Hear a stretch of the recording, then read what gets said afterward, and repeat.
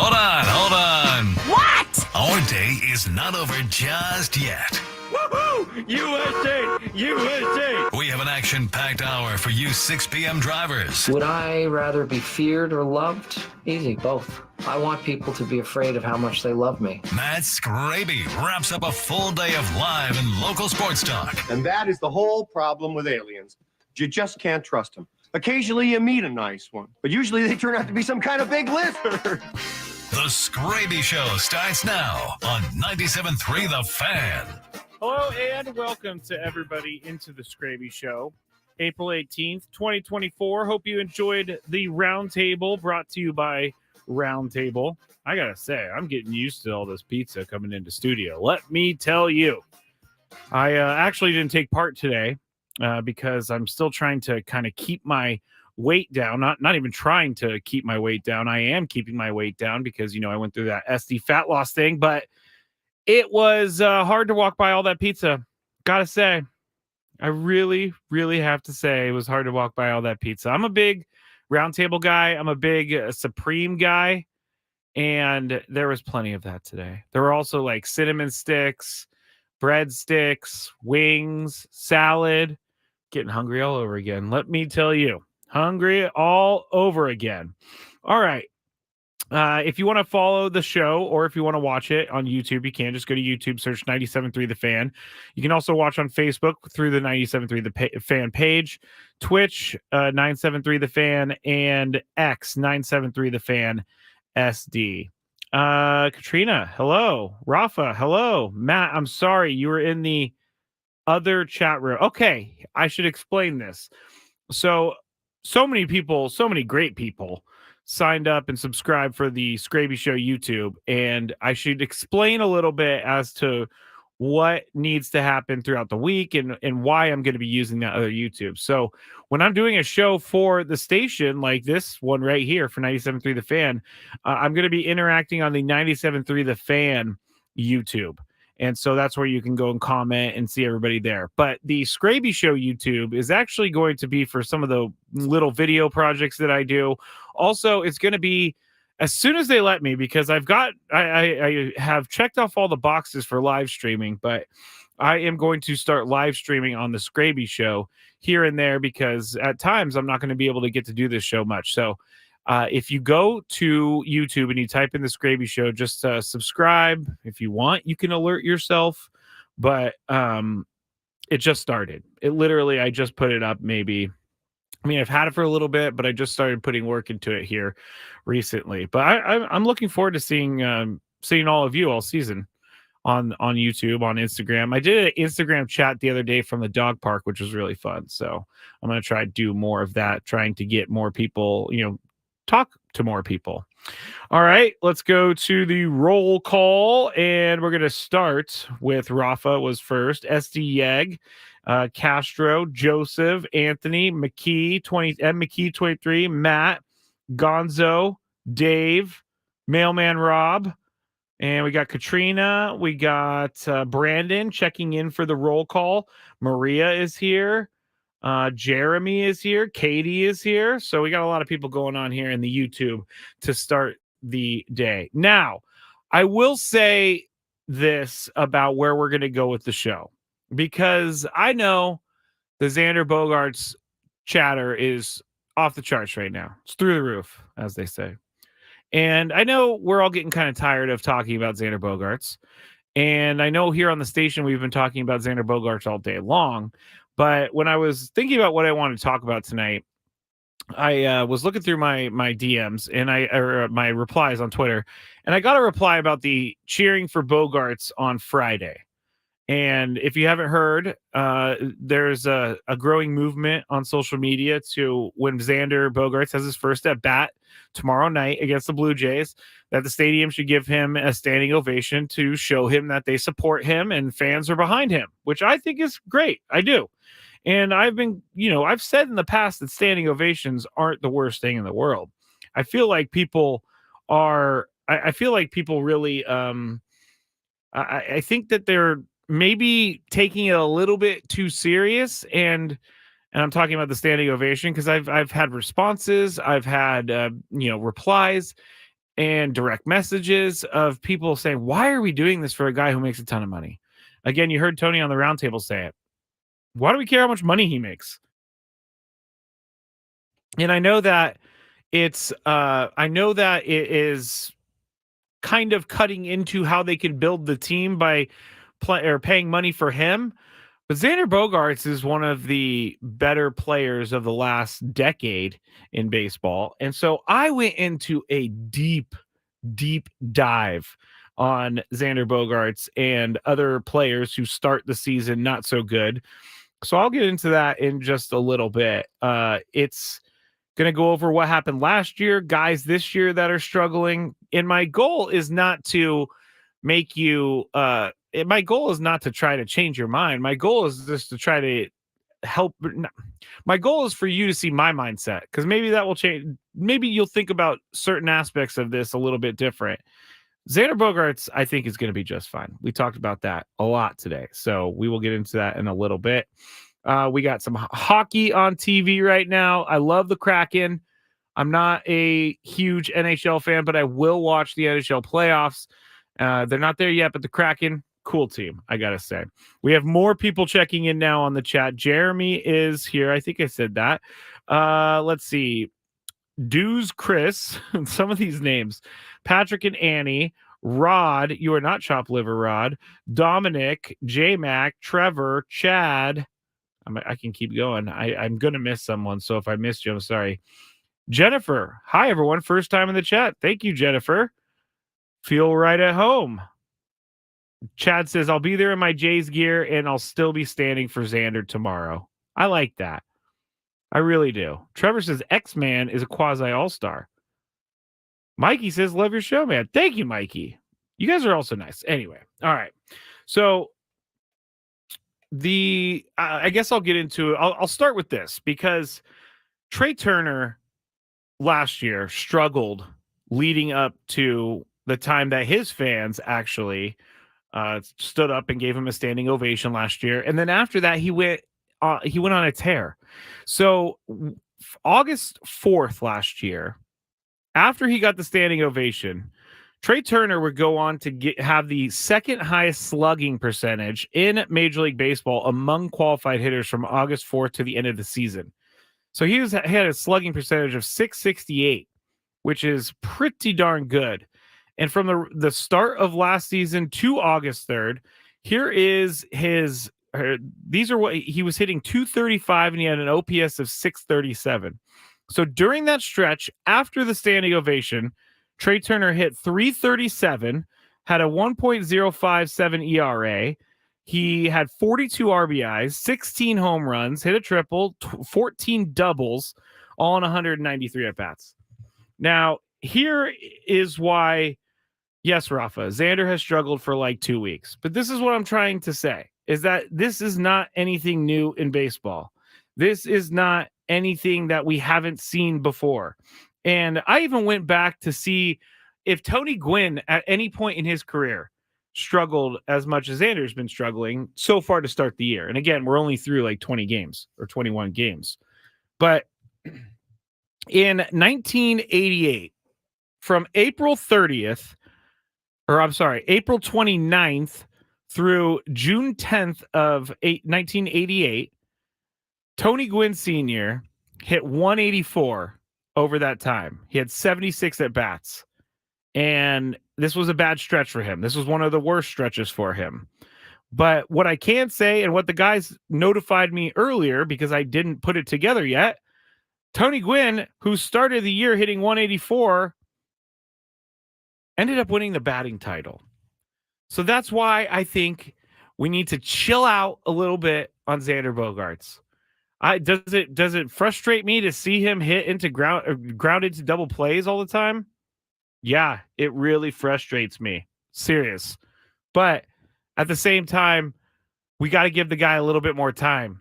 He is someone, and I don't hate the term look at the back of their baseball card, but I understand A, why it's said, and B, why people don't really like to hear that. Because right now he is not hitting on the back. He's not living up to what the back of his baseball card says. And that's all of those stats, by the way, are over a full season, as everybody knows. They don't put the stats on there from the first 2 weeks of the season. And I think that Xander Bogaerts is, he's a guy that I've seen working on the field. And now when I say this stuff, I get in my own head because we had someone earlier calling us, we were gaslighting everyone for telling everyone everything's okay with the Padres. But I have seen the guy work, and he does work very hard. And it will turn around. I have full faith that it will turn around. And it also, again, for Tony Gwynn Sr., it happened again in a 20-game stretch or 71 at-bats in 1998, the year that they went to the World Series. From June 28th through July 22nd in 1998, Tony Gwynn Sr. hit 197. In 1991, from July 5th through July 30th in 1991, he hit 195. So one of the greatest hitters in baseball history, still had stretches where he struggled mightily. And I'm comparing, B Free 619 says, stop comparing X to Tony. I am not comparing the two. I am just using it as further proof that baseball have you've seen great hitters struggle to the point where Xander Bogaerts is struggling. I am not saying that Xander Bogaerts is Tony Gwynn, but what I am saying is every baseball player goes through it. Every baseball player goes through it. The contract, Rafa says, was definitely bad. Not his fault, though. I do want to say that the contract thing, that comment does like irk me a little bit, because if someone offered me the money that they're offering Xander Bogaerts, what am I going to say? No? Everybody's going to say yes. So don't be mad at Xander Bogaerts for how much money he's making. Be mad at the team for offering him that contract. All that guy had to do was, say yes to the contract. I really am thinking this part of it does bother me, because you're acting like Xander Bogaerts is stealing the money from the team. The team actually gave him that money. Ken says, I believe with Xander is a bit of the Eric Hosmer hangover. Please don't be the next Eric Hosmer. I agree with that. I do. In this way, that the Eric Hosmer hangover. I know that Eric Hosmer, and I saw this point a few times earlier on X. And while Eric Hosmer was here, it was known that he wasn't really doing anything to like change his swing, change his approach, things like that. And so I feel like Eric Hosmer, we cannot get caught up in the Eric Hosmer past, the ghost of Eric Hosmer's past. We cannot get caught up in that, because Xander Bogaerts is a completely different guy. I mean, I think the biggest case in point about Xander Bogaerts that should show you that he's a team guy and that he wants to be here working hard is that Xander Bogaerts switched to second base in spring training after he'd been training to be a shortstop all season long, or all off season long. And you know what he did? He did it with a smile, even though you could tell that he wasn't happy about it. And to me, that is why I'm willing to give him a month and a half, maybe even 2 months, because of selflessness, because of selfless things like that. He did what was best for the team. The team came to him and said, hey, we think we will win more if Ha-Seong Kim is at shortstop and you're at second base. And I remember playing that audio of him. I remember when he was like, I knew this was coming one day, but I didn't know it was going to come today. I didn't know it was going to come this quick. And he said they had talked about it over the offseason. But he went right over to second base, and he put the frustration of having to move to second base in the rearview mirror, and he did what was best for the team. Diesel, just take him off leadoff and let him see some pitches before stepping up to the plate. I think they're going to keep him in the leadoff spot for quite some time. I think they're going to really, they're going to give this a good go. He deserves it. He's a longtime veteran in baseball. He absolutely deserves us giving him a go. Rafa says Hosmer is a blank for not going on SD Sports Radio. Sorry, not sorry. He did go on SD Sports Radio. He came on our show a couple times. More than a couple times. But I will agree that, there were some times when he should have maybe talked to the fans and he didn't. But this isn't this is not an Eric Hosmer conversation. So, all right. Let us get to break. And when we get back, I'm going to go through my research. And please stick with me because I did a lot of research on this research. And so we'll talk about Xander Bogaerts. We'll talk about more of the Padres. And we'll see. I have a couple phone calls. We'll see what you guys want. So stick with me. This is a Skraby Show. Thanks for listening on 97.3 The Fan.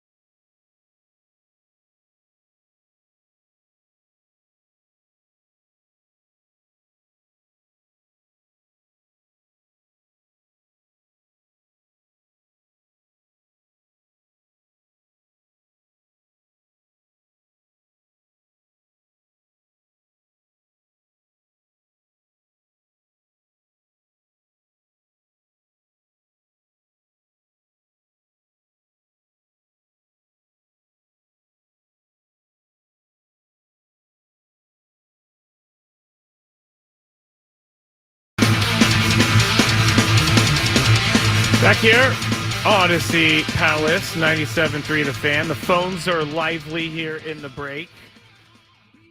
I'm not going to repeat what one person said because she was swearing a lot. And I know that she's listening right now, so it's hilarious. But thank you for calling. And thanks to everybody in the chat room. Now, we have more questions about whether or not... I didn't really think about this being a confusion point, but it is kind of a confusion point because I have two... I'm broadcasting two different places now. I'm doing Skraby Show and 97.3 The Fan. But what I would say is you can comment wherever you want. And the one thing I will say about that, though, if you're in one chat over the other, you won't see all of the chats. So I will say when I'm doing a show here on the station, 97.3 The Fan is the chat that you're want to be in, the video that you're going to want to be in. So the Skraby Show is going to be for separate stuff, but maybe I should stop broadcasting to both places and making it confusing. Didn't really think that through, everyone. Didn't really think that through. But I can reply to both. I just know that you can't see both. So I'm going to do some more research on that and figure it out. I was joking about the callers in the break, but one of the callers, she was saying, give it a break. Give Xander a break. He'll be fine. And here's why. And I'm going to do something different on the video because I put together like a graphic thing. But I wanted to see 4 different players. Well, I wanted to see which players around baseball right now are not hitting well and are not really carrying their weight in regards to how much they're paid. So the hitters that I found are not hitting well right now are pretty noticeable, and everybody knows who they are. So the first hitter right now that is struggling and is getting paid a lot of money is Cody Bellinger. Yes, he's hitting only 200. So Xander Bogaerts is hitting 200 as well. Matt Chapman of the Giants is hitting 208 right now, so he's struggling. Francisco Lindor actually kind of started this whole standing ovation thing off earlier this year because Mets fans did it for him because he was hitting under 100. Now he's up to 151, so I guess he's making his way up, but he's also struggling and he's getting paid a ton of money. And then it is Aaron Judge, the final one that I found on this list. Aaron Judge, I got to zoom in on I got to look closer, but he's hitting 183 right now. And Aaron Judge is one of the best hitters in the last 10 years, last 5 years for sure. But those guys are also struggling. So if you look at these guys, it's like you kind of just, to me, when I saw this earlier this morning, I didn't know, this is my deep dive stuff. I didn't know where it was going to go. Is it going to tell me that Xander Bogaerts is actually really bad at baseball? Or is it going to tell me that he's actually fine? And what this tells me is that he's actually fine because Cody Bellinger's making a ton of money. Matt Chapman's making a ton of money. Francisco Lindor is making a ton of money. Aaron Judge is making a ton of money. SD Yeg on the chat also gives me a great stat. Xander has a 290 career average. All 4 of those guys, there's only Matt Chapman's the only one who's hitting, who has a better batting average than Xander Bogaerts at 208. And that's not much better. So those are 4 big names that I wanted to give you to kind of show you that, yes, it does happen. Now, I want to go through last year. And here are some of the other names on the list, but I didn't include them because they weren't as, the names weren't as big. But we have Gleyber Torres is hitting 208. Josh Bell, we're familiar with, hitting 200. JP Crawford hitting 171. So some pretty decent names on that list right now. Now, here is where I want to go with the next part of this Xander Bogaerts thing.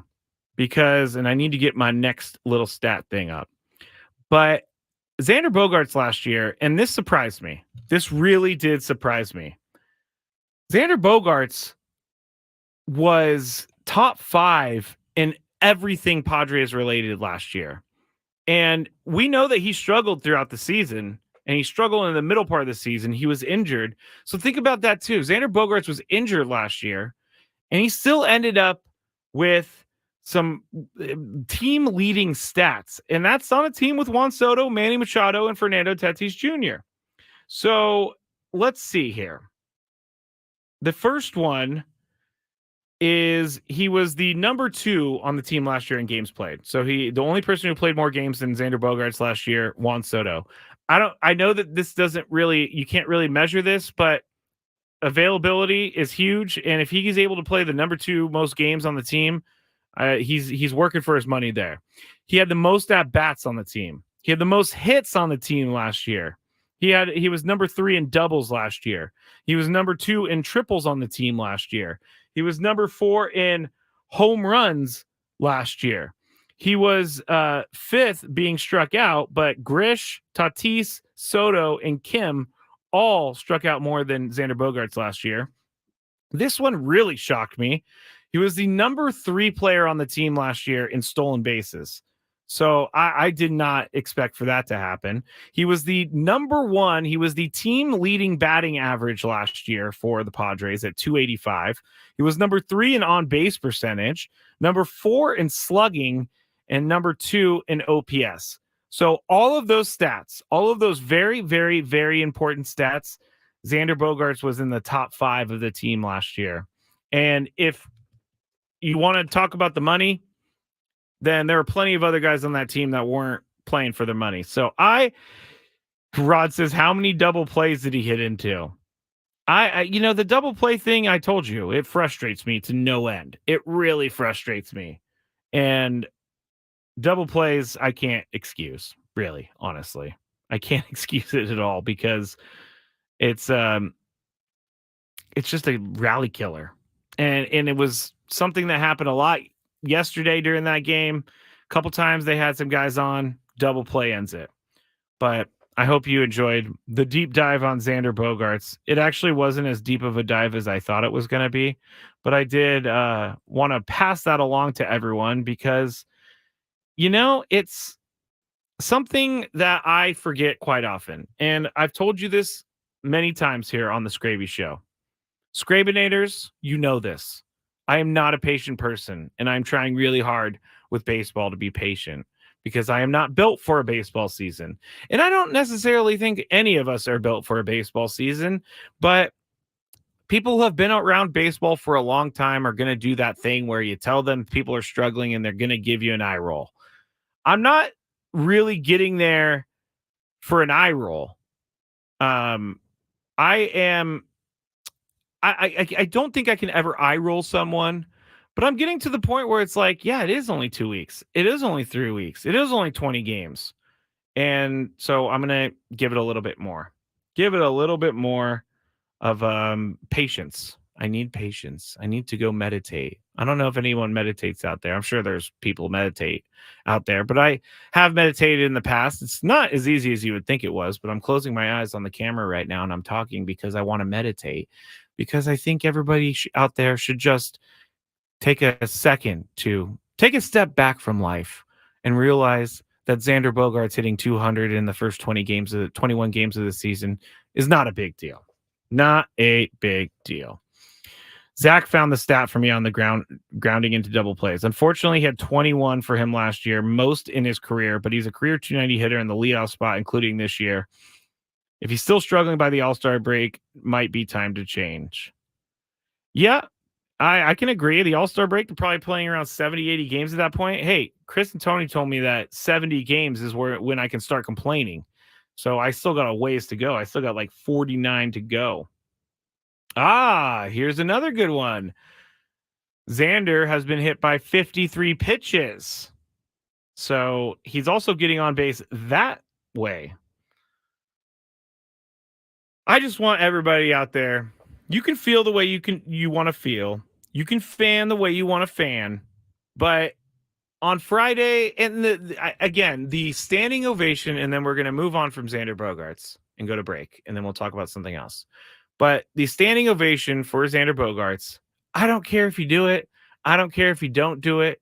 Just don't be a jerk and tell someone else, not to do it. Because I see quite a bit of that on social media. People saying they're going to do the whole standing ovation thing. Someone says, why is it? That's so stupid. Why would you ever do that? You can't tell fans how to fan, and then they go and tell fans how to fan. Same people. I don't know. Gonzo says, still have 2,529 complaints to go. You're absolutely right.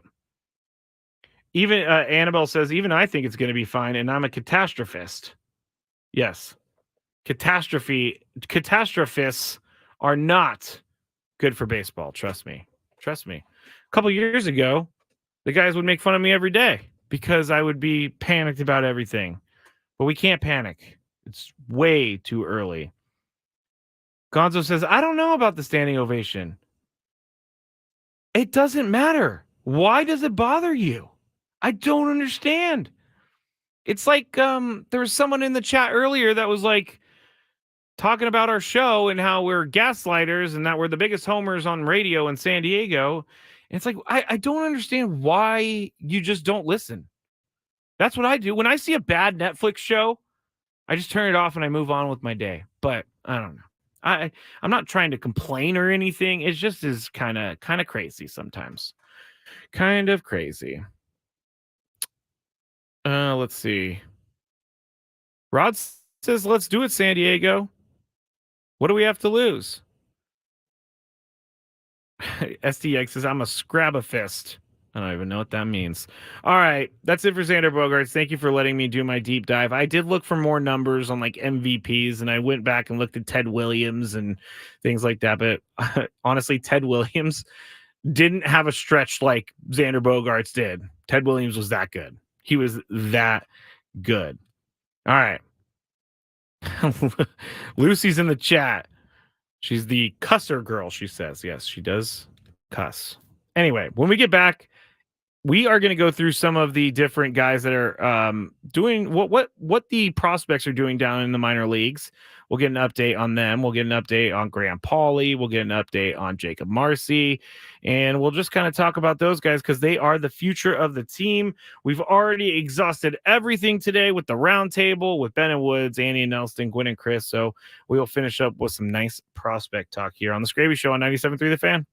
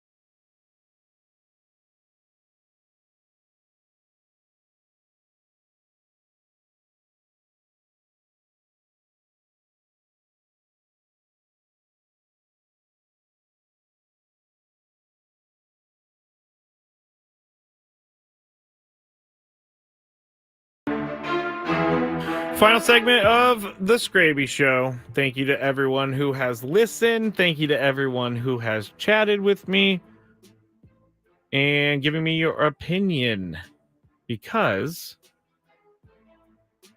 I need some of that sometimes. Sorry, I kind of forgot where I was going with that. It's been kind of a long day. Hope you enjoyed everything that we gave today on the station, and we are going to give you another 15 minutes of good sports talk. I was looking through some of the minor league updates, and there's some good stuff, there's some bad stuff. So everybody struggles, guys. Remember Woo Suck Go? Remember him? Padres thought he was going to be someone that was going to handle important innings in the majors. Well, in 4 appearances in double A San Antonio, he has a 5.40 ERA. However, he did pick up his first save the last time out, they say. Let's see. Other guys. Graham Pauley, AAA El Paso. Now, I was one who said that Graham Pauley would be better off in El Paso. For right now, at least. For right now. But Graham Pauley's the number 8 prospect in the system. He has 3 homers in only 7 games since he was sent down from the big leagues on April 9th. He's got 2 barrels, and he's only 1 off the team lead. So that's great. I love it when you see a guy get sent down and he continues to produce, because that is a sign of someone who's really able to turn it around, who's really able to focus on what they need to do and get back to it as quick as possible. Now, I'm not saying this about Graham Pauley, but it is interesting that he struggles a lot in the major league level, but AAA seems to be a little bit easier for him. So hopefully he can get that major league level figured out, and I think he will. Utility infielder Clay Dungan, I haven't heard about him, but he was picked up from the Royals in the minor league portion of the Roll 5 draft. He shares the team lead in AAA El Paso with 3 barrels, and he's slugging .563. So we'll see about that if they need another infielder. Jeremiah Estrada, right-hander. He did pitch for the Padres in Korea. He's throwing in the high 90s, according to this report, and struck out 11 of the 21 batters he's faced. I should actually tell you where I'm getting this from. This is the Padres beat by AJ Cassavell. I think it's Sean O'Neill is filling in for AJ right now. So he went through all of this.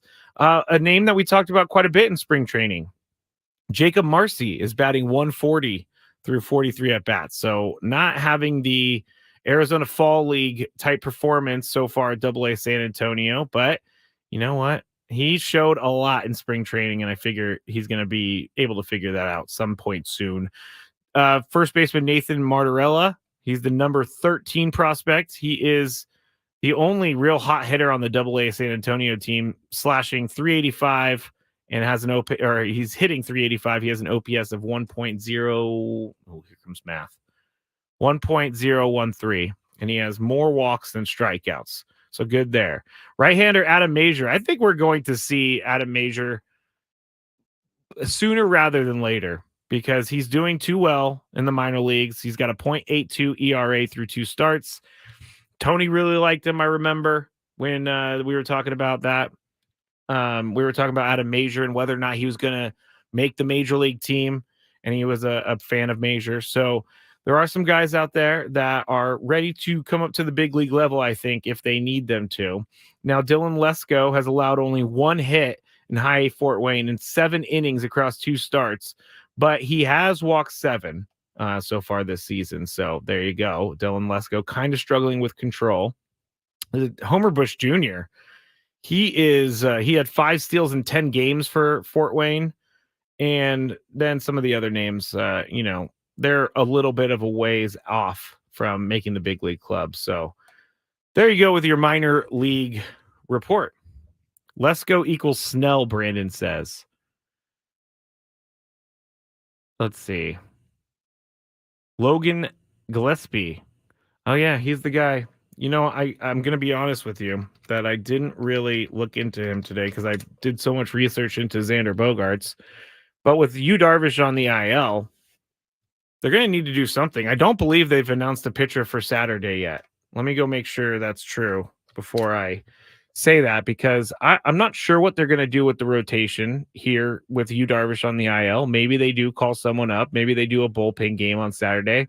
But if you think Joe Musgrove He pitched Monday. So you got Tuesday, Wednesday, Thursday, Friday, and Saturday is 5 days, and they have the off day there. So I think it could be Joe Musgrove, but I'm not seeing that they have announced a pitcher yet. And as soon as I say that, someone's going to find it and be like, hey, dummy, they did announce the pitcher. That's their voice. But they're going to have to face Barrios on Saturday against the Blue Jays. No, it still says TBD. All right. Dario says, Skraby, your show is good, but last year's stats for Padres did not make the playoffs. Yes, I understand that, Dario. And it's not a bad thought. The reason I brought up last year's stats is because I'm saying on a bad team or on a team that didn't succeed like we thought they were going to succeed, Xander Bogaerts led the way in a lot of those stats. That's why I brought that up. I wanted people to hear. Last year, because when I saw this, I had to double take it. He led the team in batting average last year. So I really think we should. We've already talked about Xander Bogaerts. We'll move forward. Around baseball, there's not much going on tonight, and Logan Webb is just about to get underway. Paul Skeens, if you know anything about Paul Skeens, he is in the Pittsburgh Pirates system. He was the number 1 overall pick. He's the number 3 overall prospect, but he had 8 strikeouts, and he actually only had 1 hit and 2 walks over 3 1/3 innings against AAA St. Paul. So Paul Skeens is going to be in the big league soon. That was the guy who got ranked ahead of Jackson Merrill. Come on now. Come on. He hasn't even made a pitch at the major league level, and he's already ranked ahead of Jackson Merrill. So we'll see Paul Skeens sooner rather than later. I'm trying to see if there's any Yu Darvish news, because I saw in the chat there may be, but I'm not seeing it. So we will not go with the Yu Darvish news. He's just got a sore neck, everybody. He'll be fine. I feel like he'll be fine. Now, last night, and I hope that I didn't get this name wrong, but in a Red Sox game, Tanner Houck of the Red Sox is the first Major League Baseball pitcher last night to toss a 9+ strikeout Maddox, which is a 9+ inning complete game shutout on under 100 pitches in 1 hour, 50 minutes or less since Greg Mass himself did so on August 20th, 1995. So I always love when stuff happens in baseball for the first time. Oh, wow. Annabelle says something very, actually a very good point. Paul Skeens gets points because he dates Livy Dunn. And if you don't know Livy Dunn, she is a LSU gymnast, and she is very popular on TikTok. She's very popular on social media. So yes, he does get some points for that. We're still talking about Trevor Bauer, huh? Bauer just gave up 5 or 6 runs in his Mexico League start. Yes, Bauer is still looking for a job, and here's what I'll say about Trevor Bauer. Obviously the guy can pitch. There's no one is really questioning that, but apparently he's been struggling as of late. But I get messages a lot saying, why aren't the Padres going after Trevor Bauer? Why aren't they going after Trevor Bauer? He wasn't convicted. And in a vacuum, I agree. He was not convicted of anything. In a vacuum, before I get messages and notes, in a vacuum, he wasn't convicted. So to me, that means he's able to work again. But no team wants to sign him. And he did a video the other day on his social media kind of explaining things. And one of the accusers, I believe, is in trouble for lying about something. And so he was kind of highlighting that a little bit. But the problem with Trevor Bauer, and I guess he has no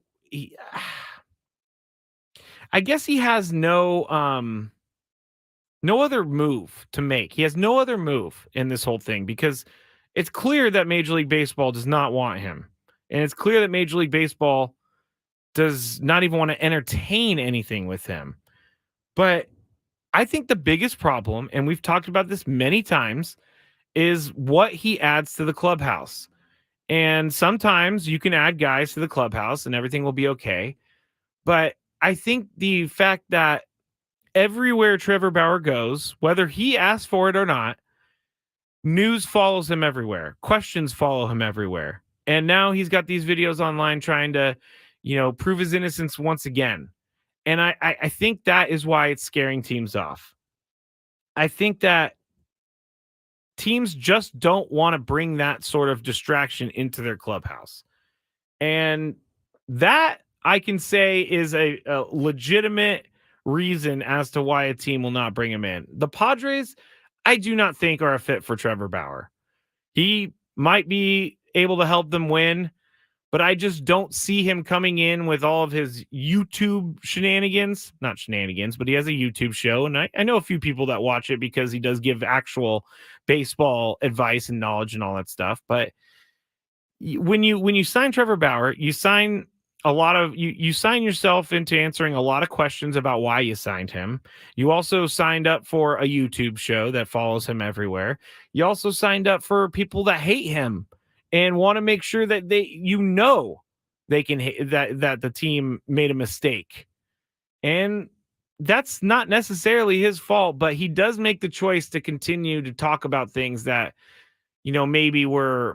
maybe he shouldn't talk about and just let go, which I'm in a completely different spot than him. So I'm not going to ever say that I think he should just let it go, because I actually don't know the full situation. But when things are over and done with, to an extent, because I know that there was legal proceedings, like, you just move forward. And I think people are more willing to take a risk on you if you've moved forward than if you're stuck in the same spot. B Free says he says too much on his mind to play in the majors right now. I agree. SD Yeg is a little bit too late on OJ being dead. He's been dead for a little bit. Brandon says, well, when you throw a ball from the mound over the center field batter's eye, when you're being pulled out of a game when he was a Guardian, then the bad reputation will follow you. Yeah, I get it. Can you all imagine? We got Profar for the vibes. You want to put Bauer in that mix? Heck no. He's cooked. I hope someone signs him so we can boost our run differential. Anthony says the accuser being sued now is not the girl that was in the news previously. Yes, that is correct, Anthony. Thank you for holding me accountable for that. Let's see. Yeah, Bauer, not a fan. I'm not saying personally I'm not a fan. I mean, I think you kind of know where I lie in the whole thing. I don't think he would be a good fit on the team. But and I don't even know. He is saying he would pitch for the major league minimum, but I just don't think it's worth it. I just don't think it's worth it to bring in a guy who may mess with the vibes. I mean, can you imagine they bring in Trevor Bauer and Xander Bogaerts never get to hit again? Then it would be the fault of bringing in Trevor Bauer. Come on. Baseball karma, everyone. Baseball karma. Bauer 11 is Dodger 11. Is it? Anyway. That's it for the Bauer talk. Let's do this. I just clicked it and realized the button was down. If you heard anything about Gwen and Chris today, you know that I was not very good at my job today. I couldn't talk, couldn't hit the right buttons. So I think now it would be time to do this. What's annoying Skraby today? Let's find out. It's time for the Daily Gripe. Diesel Profar is on with Gwen and Chris tomorrow.